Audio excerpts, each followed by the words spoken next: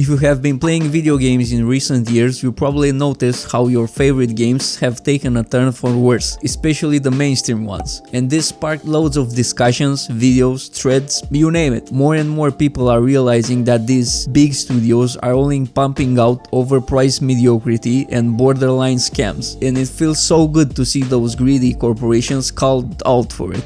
While all these are informative and are highlighting real issues prevalent in gaming today, they also risk to create the impression that gaming as a hobby has no future and it's only downhill from here.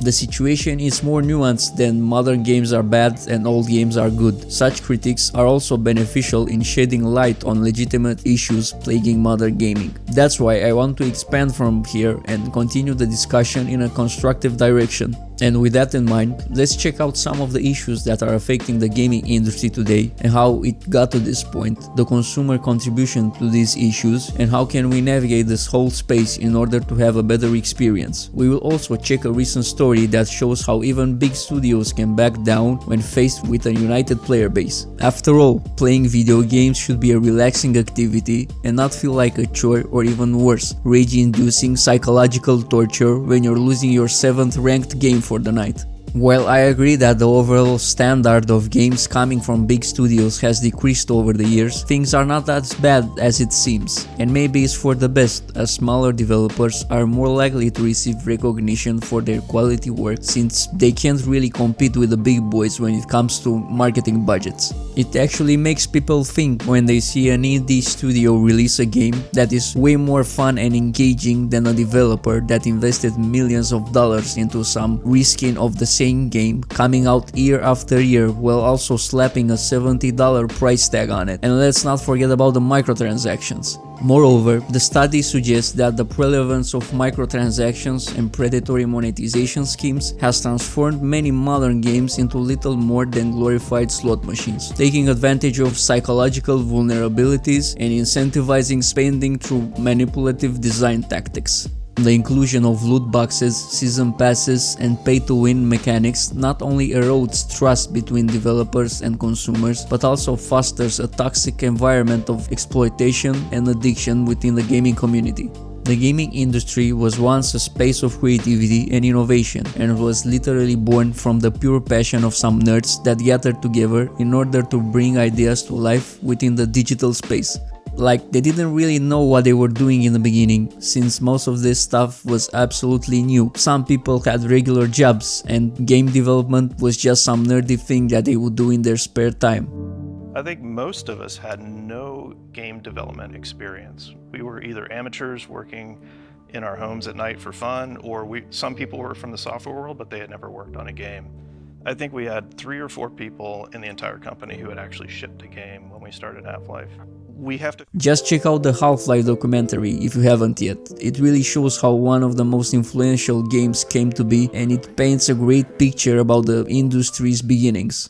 It's important to know how it all started, since today it's a whole different story, as game studios have evolved into these corporations that are trying to maximize profits through any means, while also minimizing risk for any potential loss. Literally soulless entities that will prey on their player base by introducing gambling mechanics to kids and pushing monetization at every possible step. You'll have to log in daily, and if you miss a day, you lose it.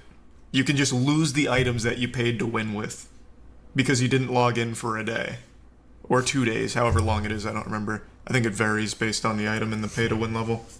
Oh, it's beyond greedy. And when we talk about risks in this corporate environment, we're talking about anything new that might stray off from their standard cookie cutter formula that is guaranteed to bring in the loyal consumers. Usually those that feel the need to have the next new thing, or those that are dedicated to a franchise and will buy the game year after year. While it may sound like it's the consumer's issue, it's not. We have been pretty much conditioned like this because of the way in which society is shaping today. We all want to fit in one way or another, and when you see that all your friends or colleagues are playing this new game that has been advertised all over the place and hyped up by your favorite influencers, it really feels like the logical thing to do is to drop $70 on this year's iteration of the ball chasing simulator that only has the current year updated on its cover. The rigid corporate structure is to blame for the lack of innovation and creativity, It's very hard to get anything new to pass when it needs to go through loads of approvals and clueless middle managers. The ideas are usually coming from the top and not the other way around, so the guys that are making the actual game might have trouble when they try out new things and innovate.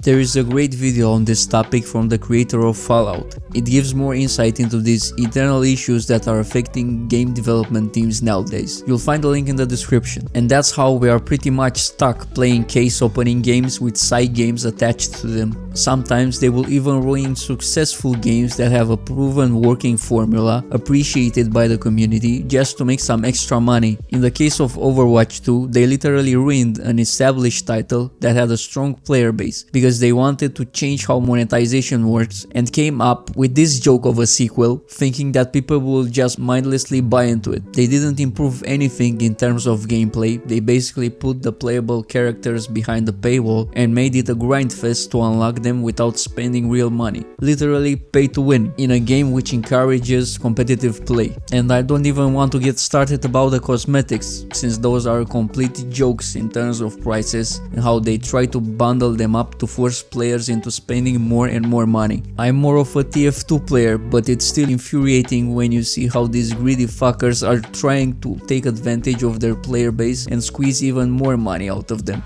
Considering all of the above, it makes perfect sense for people to remember the good old days when they bought a title and would actually get the whole game, not the alpha or some bug-riddled bullshit that was hyped up for a quick money grab. It's not like there weren't bad games in the past, it was just more pressure on developers to release a quality product since they weren't able to apply a quick fix for some of the issues. And once a game was released with bugs, it had bugs forever and people remembered it like that. Expectations were also different, as paying for an early access unfinished game wasn't really a thing. Nowadays, it's common practice to buy a game and expect it to get better in a few updates if it didn't raise up to the expectations on release. And that's the optimistic scenario, because there's always the option for the game to suck few years later and loads of patches down the line. And let's not forget about the ones that are either scams or massive fails. It seems like we are conditioned to this new way of releasing games. This is becoming the norm now when it was the exception in the past. Initially, it was a way for smaller developers to release their project that would otherwise take too long to release or have no chance at all without the initial early access sales and community support. That's why I can't really get behind the anti-early access crowd, those that are completely against buying early access games since it's risky and it's an unfinished product. It's been proven over and over again that great games are coming out through the early access path, and it's just a matter of doing a bit of research before swiping your card. These days there are plenty of resources out there that will help you in figuring out if a certain game is for you or not. If a game is good, it's very hard to not actually know about it. It's going to be all over social media, streams, videos, you name it.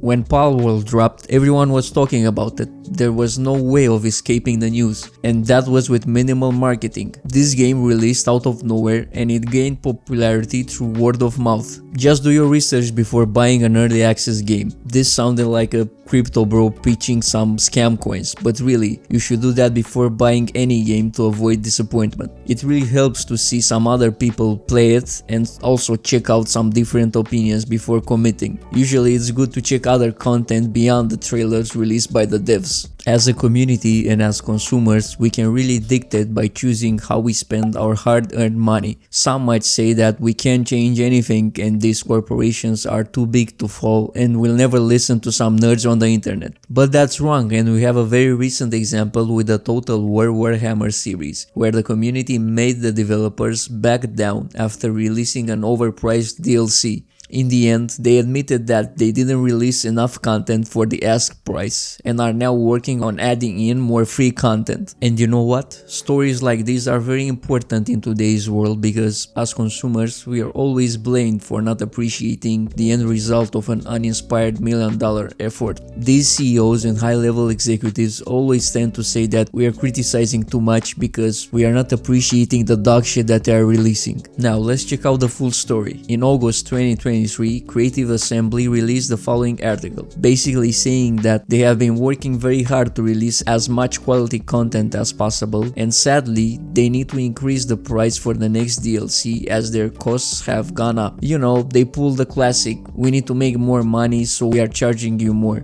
You might be asking yourselves, how much was the price increase? Well, they kinda doubled it. If you check out the prices for the other expansions, you can see that these are like 8 to 10 pounds on average, and the new DLC, Shadows of Change, is 20 pounds. That's quite a price hike for something that barely added anything to the game. Guess what happened next? It didn't sell well, and the reviews are just a delight to read since they sum up the state of most AAA games today. Now, on the 8th of February 2024, they released the following article, admitting that they didn't release enough content and basically saying that after reviewing the feedback from their player base, they decided to work on adding more stuff to the DLC.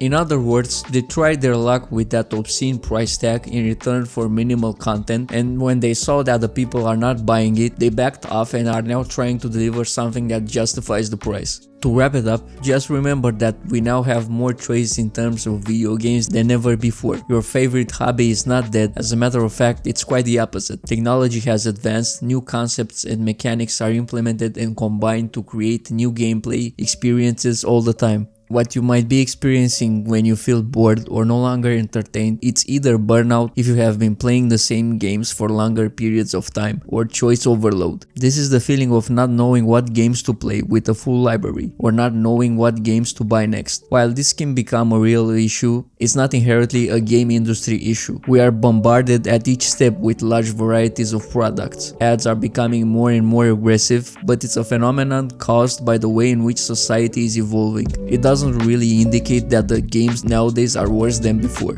It may also feel like a chore when you are coming home from work or school and you feel the need to grind those ranks to not be left behind. This can quickly become tedious and far from a relaxing experience, but you find yourself hooked on it and not able to quit even if you hate it. This is caused by the way these ranking systems are designed to make people addicted and keep them playing for longer periods of time without providing much new content.